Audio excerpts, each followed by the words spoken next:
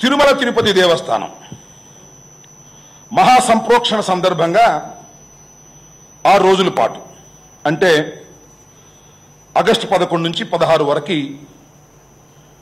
శ్రీ వెంకటేశ్వర స్వామి వారి దేవాలయాన్ని క్లోజ్ చేయాలని, భక్తులకు దర్శనాలు ఇవ్వకూడదని పాలక మండలి నిర్ణయం తీసుకున్నట్టుగా గత 2-3 రోజుల క్రితం వచ్చింది. ఇది ఎప్పుడూ జరగనటువంటి సంఘటన. సరే, మాకు ఆగమన నియమాలు తెలియదు, ఆగమన ధర్మాలు తెలియదు.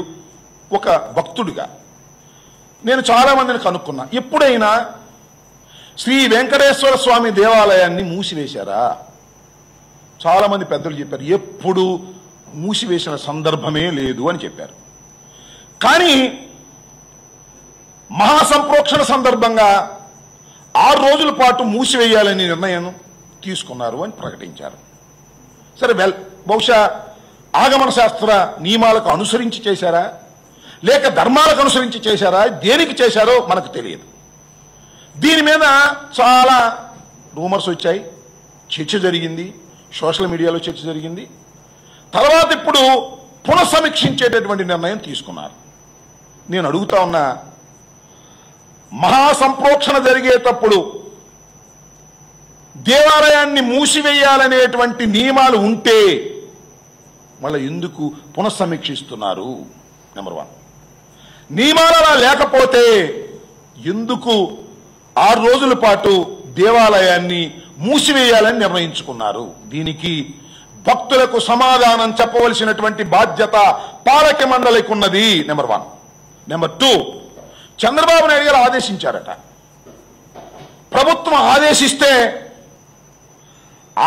ఆగమశాస్త్ర నియమాలు ధర్మాలను పక్కన పెట్టి ముఖ్యమంత్రి ఆదేశాలను మీరు అనుసరిస్తారా? దీనికి కూడా సమాధానం చెప్పాలని మనం చేస్తున్నాం. ఎందుకు ఇది ఇంత చర్చనీయాంశమైంది అంటే, గత కొంతకాలంగా తిరుమల తిరుపతి దేవస్థానంకి సంబంధించి అనేకమైన విమర్శలు చోటు చేసుకున్నాయి. రమణ దీక్షితులు గారిని తొలగించటం, రమణ దీక్షితులు గారు అనేకమైన ఆరోపణలు చేయటం, ఆ ఆరోపణలకు చీమ కుట్టినట్టుగా కూడా భావించినటువంటి ప్రభుత్వం పాలక మండలి ఉండటం, మరింతగా ఆయన మీద కక్ష సాధించుకునేటటువంటి చర్యలు చేపట్టడం బాధ కలిగించేటటువంటి అంశం.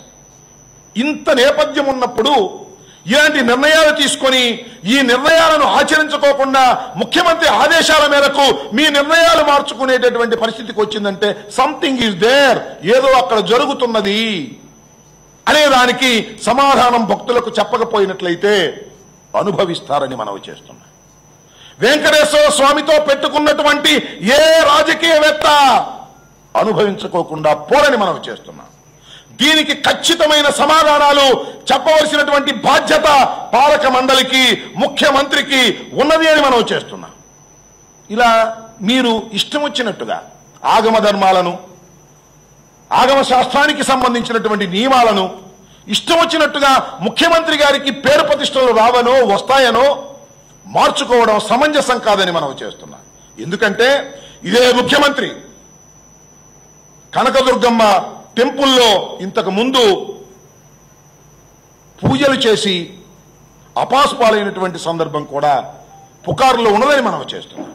ఇలాంటి సందర్భంలో ఇలాంటి నిర్ణయాలు, వెంకటేశ్వర స్వామి సన్నిధిలో ఇలాంటి నిర్ణయాలను ప్రకటించి మళ్ళా ఊగిసలాడటం, తొలగిపోవడం ఇది సమంజసం కాదు. దీనికి సమాధానం చెప్పవలసినటువంటి బాధ్యత ప్రభుత్వం మీద, అలాగే పాలక మండలి మీద ఉన్నది. పాలక మండలికి సరైనటువంటి అవగాహన లేకపోతే అక్కడ చాలా మంది ఆగమ శాస్త్ర నియమాలు తెలిసిన వారు ఉన్నారు. ఒకవేళ అక్కడ నుంచి మీరు రమణ దీక్షితులు గారిని పంపిస్తే ఇంకా చాలా మంది ఆగమ నియమాలు తెలిసినటువంటి వ్యక్తులు ఉన్నారు. అక్కడ శేషాద్రి గారు లాంటి పెద్దలు ఉన్నారు.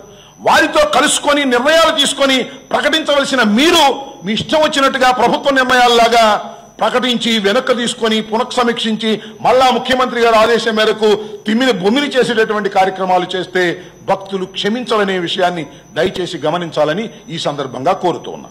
ఇంకా